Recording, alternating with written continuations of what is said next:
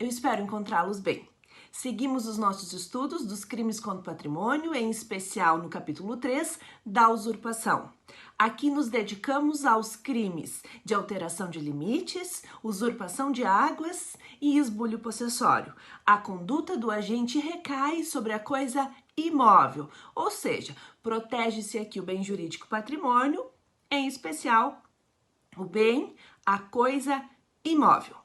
Os artigos que nos referimos estão inseridos no Código Penal, no livro 2, capítulo 3, artigos 161 e 162. Então vejamos agora os artigos que temos a estudar e os principais pontos de cada um deles.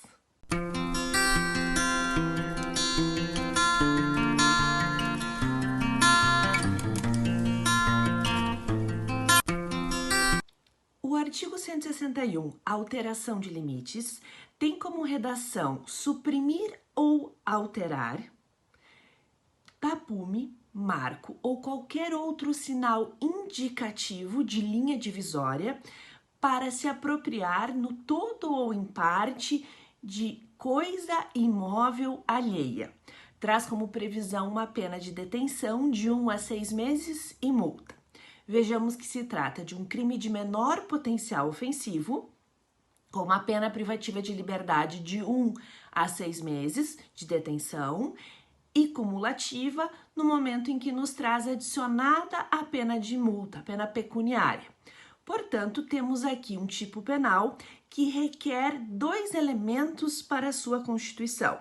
Primeiro elemento se dá pelo deslocamento ou no sentido da alteração ou a destruição, a supressão deste sinal indicativo de linha divisória por meio do tapume, do marco ou qualquer um outro sinal de interpretação análoga.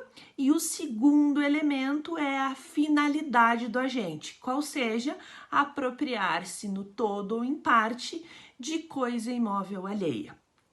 Portanto, temos um crime de conduta vinculada, uma vez que o agente pratica o crime de alteração de limites quando desloca ou suprime o marco, o tapume ou o sinal indicativo de linha divisória com a finalidade de se apropriar desta coisa imóvel alheia. É importante percebermos que para a conduta o agente tem 2 verbos, deslocar ou suprimir. Então, precisamos aqui inicialmente compreender a sua conceituação. Ao falar em suprimir, na lição de Bittencourt, é a ideia de fazer desaparecer, fazer com que a coisa deixe de ter existência, enquanto que ao trazermos a ideia de alterar no sentido de deslocar, é modificar o tapume, o marco ou ainda este outro sinal indicativo do local em que ele se encontra. Esse deslocamento, esta modificação do local, da localização inicial deste sinal indicativo, ele se dá pela intenção de apropriação, na totalidade ou em parte, desta coisa imóvel alheia. Se esse deslocamento ou ainda se essa supressão forem no sentido apenas de danificar a propriedade ou ainda para subtrair este tapume ou este marco, não estamos diante do crime do 161.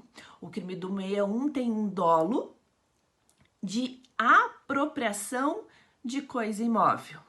Quando a conduta se dá da tomada da coisa para si, estamos no crime de furto. Quando a conduta se dá apenas pela destruição da coisa, a destruição, no caso do tapume ou do marco, sem a finalidade da apropriação, estamos diante do crime de dano previsto no artigo 163, que estudaremos na sequência. Então, aqui a conduta do agente é pela supressão ou deslocamento, suprimir ou deslocar, marco, tapume ou qualquer outro sinal indicativo de linha divisória. Ao falarmos em tapume, nos referimos a uma cerca ou ainda a muros. Podemos pensar em cercas vivas feitas de árvores, cercas metálicas ou ainda nos muros de pedras. São formas construídas pela ação humana que indicam a linha divisória. Quando falamos em marco, são marcos que têm a utilização dos limites, tem o sentido de demonstrar a linha divisória entre coisas imóveis. Podemos pensar no marco como uma árvore, uma pedra, um determinado objeto em que se encontra permanente em determinado local e, portanto, conduza à divisão da linha da propriedade. Quando se fala em outro sinal indicativo de divisória, significa a possibilidade que tem de se analisar e se fazer uma interpretação análoga. Ou seja, quando se tem um outro elemento que é determinante para esta localização desta linha divisória. Podemos pensar no curso da água, um riacho, uma abertura na vegetação. Ou seja, aqui estamos diante da prática de um crime que tem a intenção da apropriação da coisa imóvel, e esta apropriação da coisa imóvel se dá quando o agente faz desaparecer, no sentido de suprimir, ou modifica de lugar, no sentido de deslocar, qualquer tapume, marco ou sinal indicativo de linha divisória. Então, esses são os elementos que nós temos para o crime do artigo 161. A partir desta análise dos elementos trazidos, é importante observar que o nosso bem jurídico é o patrimônio, recaindo, portanto, a uma proteção à coisa imóvel. Temos um crime como elemento subjetivo, o dolo, requer, portanto, do agente a intenção da apropriação da coisa imóvel, e na sua classificação afirma-se que é um crime próprio, porque somente pode deslocar ou suprimir este tapume, este marco, esta linha divisória, o proprietário ou o possuidor. É também um crime comissivo, requer do agente uma ação, podendo ser cometido na forma da omissão imprópria, quando for o garantidor. É um crime de dano, que requer de fato uma lesão ao bem jurídico patrimônio, e um crime formal. Por que ele é um crime formal? Porque a finalidade dele está na apropriação da coisa imóvel. Mas o crime se consuma sem este resultado. Basta que o agente pratique os verbos inseridos no tipo penal: suprimir ou deslocar. Portanto, temos um crime formal. Ainda ele é um crime monossubjetivo, basta que tenhamos um agente para a prática do crime. E ainda permite que nós tenhamos um crime não transeunte, em razão de que esse deslocamento, essa supressão, permite a realização de um exame de corpo de delito, em razão de que, em regra, deixa vestígios.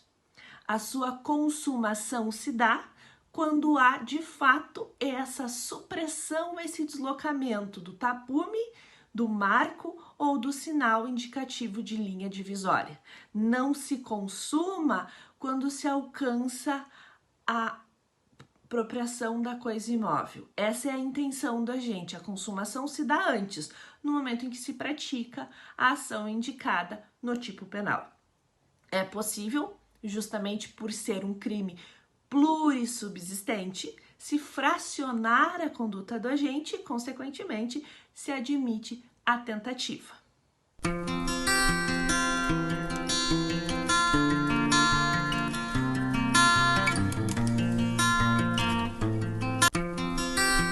Parágrafo 1º diz que incorre nas mesmas penas do caput, quais sejam pena de detenção de 1 a 6 meses e pena de multa, aquele que E aí nos traz no inciso 1 a usurpação de águas, aquele que desvia ou represa em proveito próprio ou de outrem águas alheias.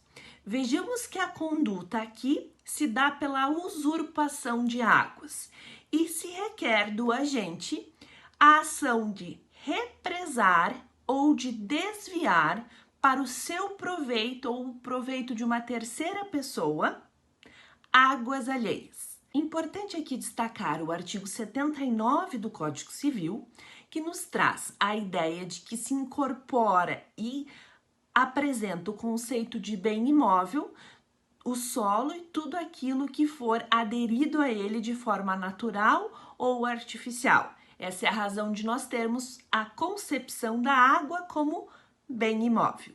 E ainda o artigo 1290, ainda do Código Civil, que nos remete à ideia de que, uma vez o proprietário ou possuidor do solo em que recebe águas pluviais tem o seu proveito, deve permitir a continuidade do curso natural, sem impedir, portanto, o proveito dela por terceiros. Esses dois artigos norteiam a nossa análise, uma vez que o agente, ao praticar a conduta do inciso 1, está represando ou desviando águas alheias em proveito próprio ou ainda de uma terceira pessoa. A ideia que nós temos aqui, ao falar de desviar, é modificar o curso natural, dar um caminho diferente para estas águas alheias. E ao falarmos em represar, é a ideia de reter, de mantê-las em um espaço limitado, sem que elas sigam com o caminho natural que tinham, mantendo-as, portanto, beneficiando somente a pessoa que pratica ação ou uma terceira pessoa, impedindo, portanto, que se continue, que se dê continuidade ao curso que naturalmente estas águas alheias teriam. A conduta ela é dolosa, uma vez que o agente, ao represar ou ainda ao desviar, tem a intenção deste proveito próprio ou de terceiro de águas alheias, e o bem jurídico aqui que se atinge ao patrimônio, em especial, como visto pelo próprio artigo 161 caput, a coisa imóvel, os bens imóveis. Trata-se de um crime comum, que qualquer pessoa pode praticá-lo, assim como qualquer pessoa pode ser vítima dele, um crime comissivo, podendo ainda ser praticado na forma da omissão, quando for a situação do garantidor, um crime de forma livre e um crime de dano, traz uma lesão ao bem jurídico. É um crime formal, porque não requer o benefício do agente ou de terceiro, basta que ele pratique a conduta de desviar ou represar águas alheias. E ainda nós temos aqui um crime monossubjetivo. Basta um agente para a prática da conduta. É um crime plurissubsistente, consequentemente, ele admite o fracionamento da execução do crime e, portanto, admite a tentativa. A sua consumação se dá no momento em que há o represamento ou desvio destas águas, sem necessariamente que se alcance este proveito. Basta que o agente tenha, por meio de conduta intencional, represado ou desviado o curso natural de águas alheias.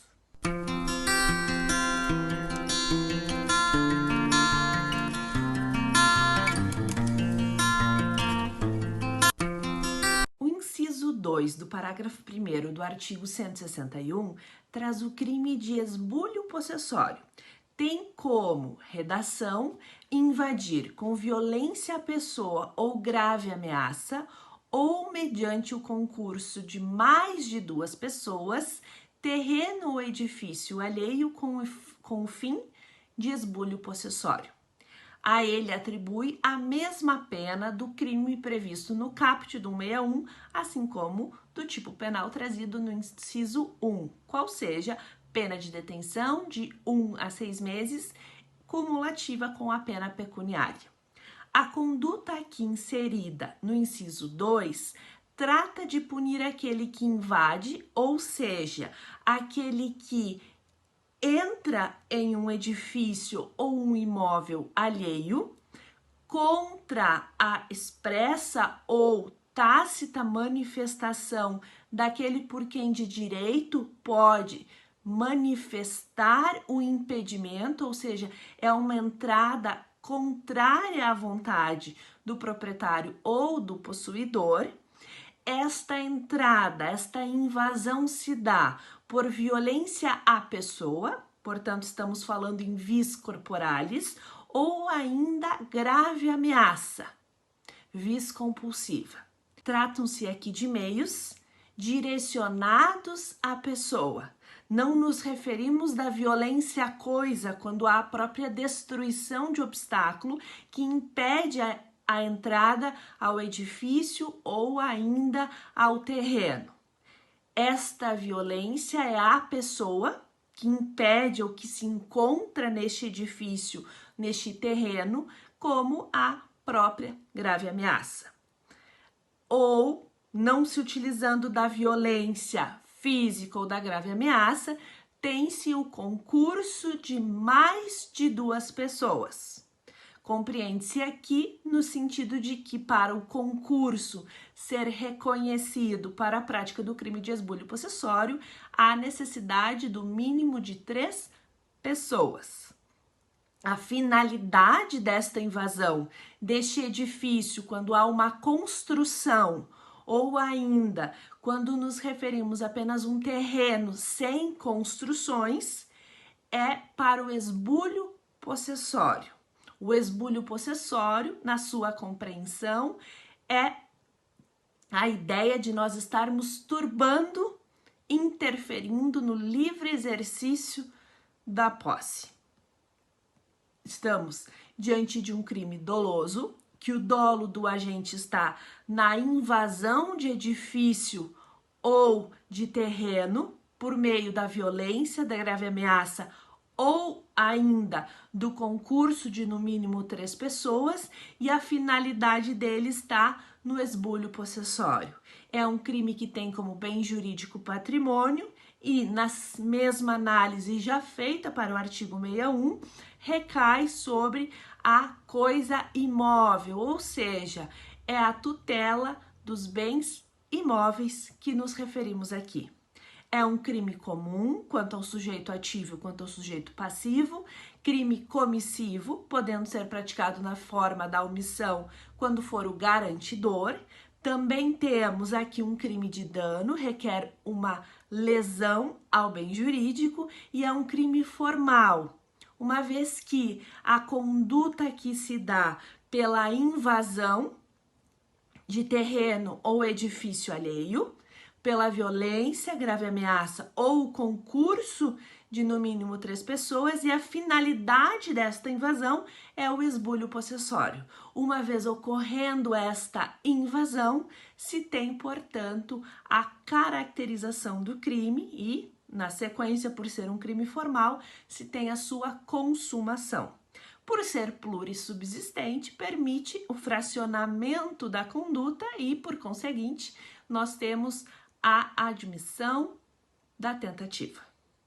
É um crime também monossubjetivo e de forma vinculada, uma vez que nos traz essa invasão por meio da violência, da grave ameaça ou pela existência de 3 ou mais pessoas. Portanto, para a configuração do crime de esbulho possessório, precisamos, primeiro elemento, invadir. Segundo elemento, utilização de violência ou grave ameaça, ou, não utilizando violência ou grave ameaça, o concurso de mais de 2 pessoas.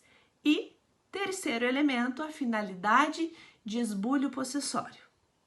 Com isso, temos a configuração do crime de esbulho possessório previsto no inciso 2 do parágrafo 1º do artigo 161 do Código Penal. É importante dar destaque ao parágrafo 2º quando se faz a previsão de que se o agente pratica o esbulho possessório com o uso da violência, responde também pela pena cominada à violência. E o parágrafo 3º, ainda referente ao esbulho possessório, relata que se a coisa imóvel, ou seja, se o edifício ou terreno alheio objeto de esbulho forem de propriedade particular e não houver o emprego de violência, a ação somente se procede mediante queixa. Isto significa que temos uma ação penal privada quando houver o esbulho possessório de propriedade particular sem o uso da violência. Nas demais situações, ação penal pública incondicionada. Ainda antes de finalizarmos essa análise, é importante destacarmos o movimento sem terra e a sua relação com o esbulho possessório. Temos na Constituição Federal a garantia e o direito à propriedade privada. Ao mesmo tempo, a Constituição Federal, também no artigo 5º, nos traz a garantia da vida, da dignidade da pessoa humana, do alimento, da saúde, ou seja, de um conjunto de direitos básicos que garantam um mínimo existencial aos indivíduos. E, analisando e fazendo esta relação com o movimento sem terra e pensando no seu fundamento de pessoas que não têm meios para prover a sua subsistência e necessitam, por meio da utilização da terra, do uso da pecuária e da agricultura para prover o sustento da sua família, invadem edifício ou terreno alheio. Podemos aqui fazer uma relação com o estado de necessidade e quando decorre justamente do exercício das pessoas de ações para a garantia da sobrevivência, para a garantia dos seus direitos mínimos, básicos, inseridos na Constituição Federal, não há que se falar em esbulho possessório. Não há que se falar em passar a ocupar imóvel ou edifício alheio com o fim de esbulhar a posse. Não há o dolo do agente no sentido de ferir a propriedade ou a posse alheia. Há aqui tão somente uma excludente de licitude no sentido de sobrevivência, no sentido de um estado de necessidade. Por óbvio, é importante fazer também uma ressalva nesta mesma análise, que este é o sentido originário do movimento. Com o tempo, com a passagem do tempo, nós tivemos por vezes uma modificação nesses interesses e pessoas que também passaram a se aproveitar do movimento, sendo, portanto, por vezes condutas de mercenários, de pessoas que se utilizam do movimento ou ainda de uma modificação de interesses com o fim tão somente do esbulho possessório e, portanto, de lesar o bem imóvel. Nesse caso, não há como se reconhecer esta excludente de antijuridicidade e há, portanto, a responsabilização pelo esbulho possessório. Esse é um ponto a ser analisado, assim como trago outro ponto. A violência inserida no inciso 2, quando ele fala do invadir mediante violência a pessoa, ela precisa ser tão somente no momento da invasão ou ela pode ser utilizada durante o momento do esbulho possessório para a manutenção, para a possibilidade de se continuar a ocupar e se realizar essa posse. Como se analisa do sentido de esbulho possessório, a violência à pessoa, desde que a pessoa aqui não há necessidade de ser usada, ou seja, adotada tão somente para a invasão. Ela pode ser adotada com a finalidade de garantir a permanência no edifício ou no terreno alheio, com a finalidade de se manter o esbulho possessório. São pontos interessantes a serem destacados sobre o esbulho possessório e que nos fazem, portanto, ter uma compreensão do crime e dos elementos a ele inerentes.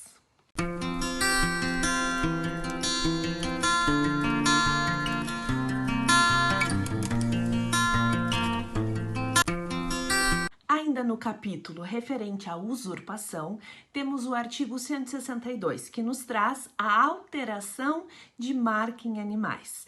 Nos referimos, portanto, aqui ao crime que tem a redação de suprimir ou alterar indevidamente, em gado ou rebanho alheio, marca ou sinal indicativo de propriedade. Traz como previsão de pena detenção de 1 a 3 anos e multa.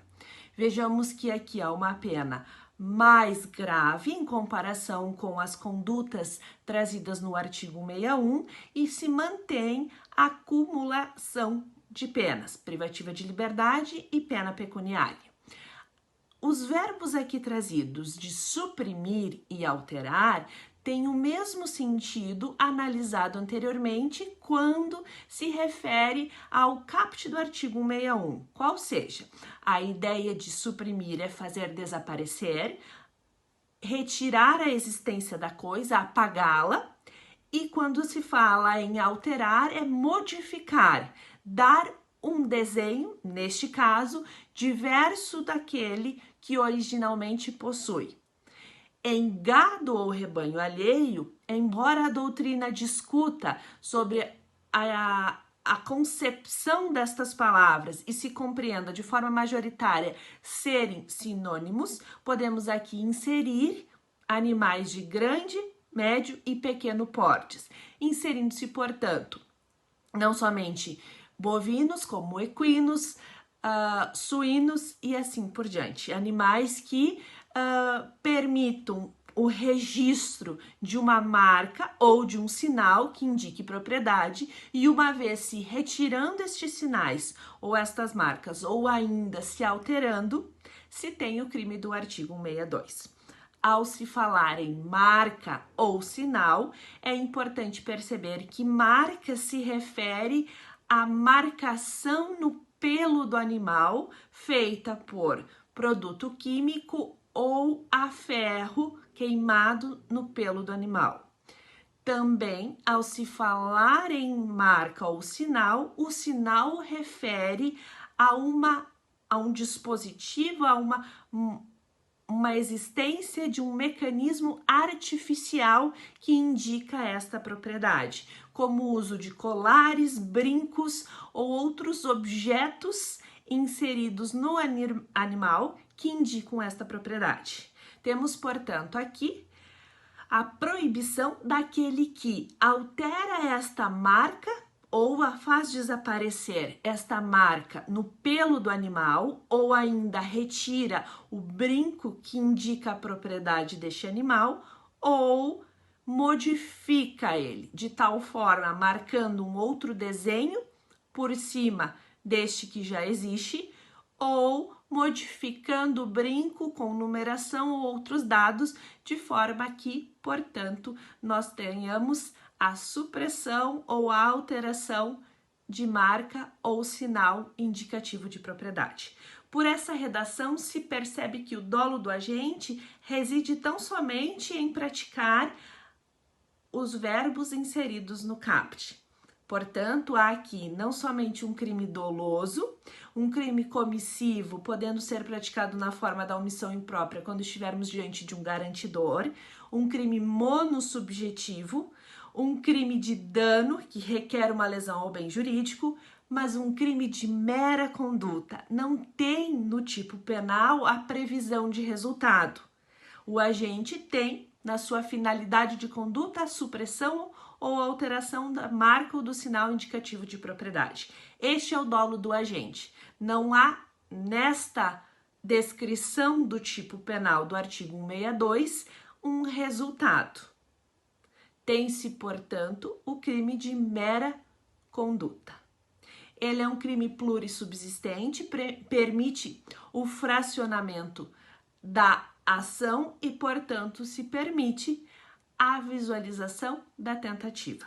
Sua consumação se dá quando a gente pratica os verbos, seja de suprimir ou de alterar, o sinal ou marca que indicam a propriedade em gado ou rebanho alheio.